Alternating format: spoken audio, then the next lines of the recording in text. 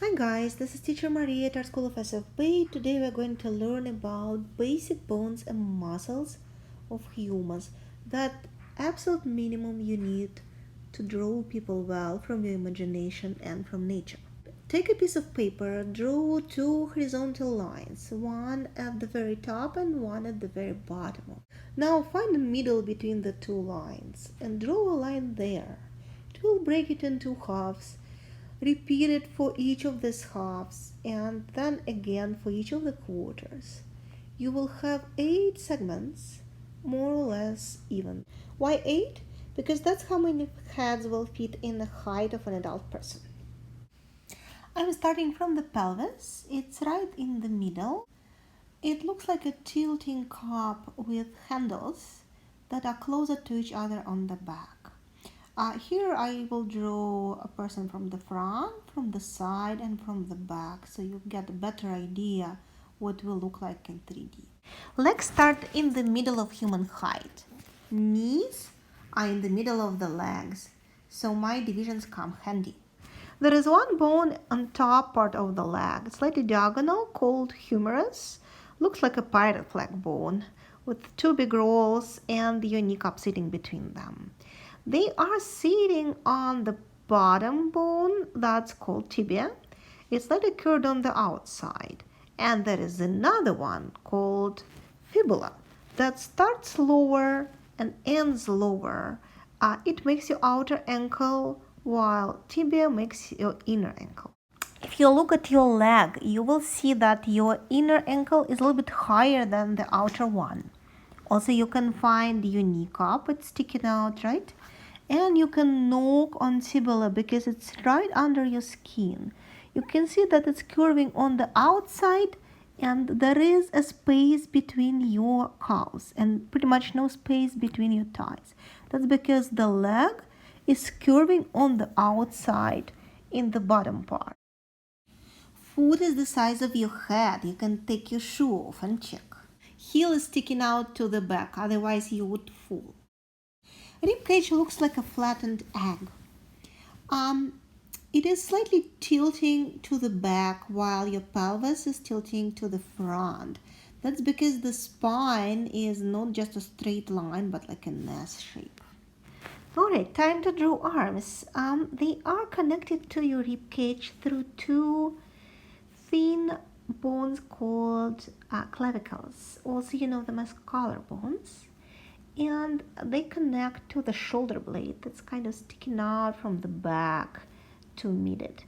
Underneath this connection, your arm is inserted in a joint in the shoulder blade. And the bone that starts there is called a humerus. As a leg, your arm has 2 bones at the bottom, but they act different. You can actually cross them and make them parallel. So your thumb can be either inside or outside. When you make them parallel, thumb goes on an outside. Your arm is not straight. It has kind of an angle. And when you just relax your arm, it hangs down freely. Your thumb goes inside. The bones are crossed. Alright, enough about bones. Let's put muscles on them. Muscle is a bunch of strings that connect 2 bones together. They get shorter, 2 bones get closer to each other. If you relax the muscle, nothing happens. So you need a muscle on the opposite side of the body to do the opposite movement. So you have a long muscle on the back that will straighten up your torso. Also, you have muscles on the side of your torso that will make you tilt to the right or to the left.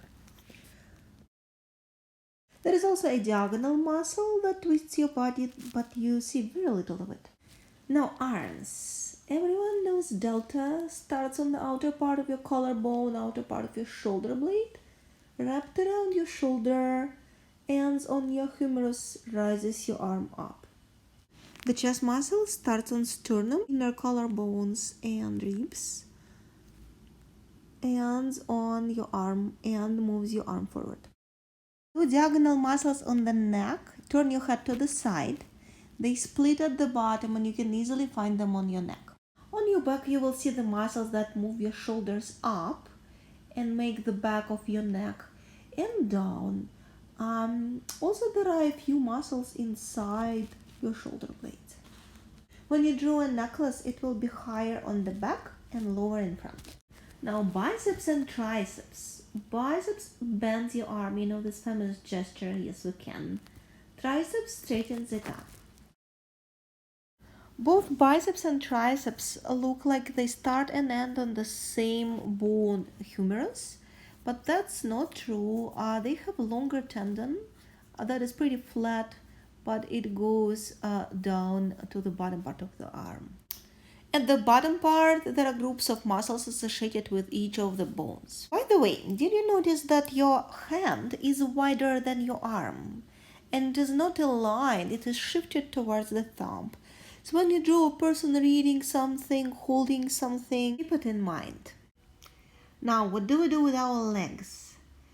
We do rise them up and move them closer together. But the most important movements are bending them and straightening them up, because we do not just do it with the weight of our leg, we carry the weight of the whole body. The one in front, called quadriceps, straightens up your leg. You can bend it forward, right? The one on the back bends your leg, and it's called your calf muscle. You can clearly see that it's thicker on top and gets thinner at the bottom. What else do we have? Muscles that move your legs closer together, and they make your lower back and inner part of your thigh. Last thing I want to talk about is hand. 4 fingers at the bottom part of the palm. Each has 3 phalanges. One is half a finger size, then shorter and even shorter, and one finger thumb starts at the top of your palm and is the longest one. And this is it. This is all you need to draw people realistically. Let's see how we do it. Start from the positioning and imagine your person wrapped in a bag so you can get an overall shape. Then find where the stick figure, the bone structure will be, what posture it will be. Then find the central line and draw the bones and muscles that you know. I draw shoulder blades, elbows, triceps you see from the back, calf muscles, lower back, and some detail, and that's it. That's a drawing of the neck as dancer. Next dancer, now from the front, overall position, finding legs, finding knees, central line, shoulders, elbows, check position of a shoulder comparing to the foot, collarbones, biceps, muscles of the arm, hands, belly, legs, calf muscles, and so on and so forth. I recommend that you practice sketching people from different photographs and also from your imagination. All right, enjoy. Let's start the class.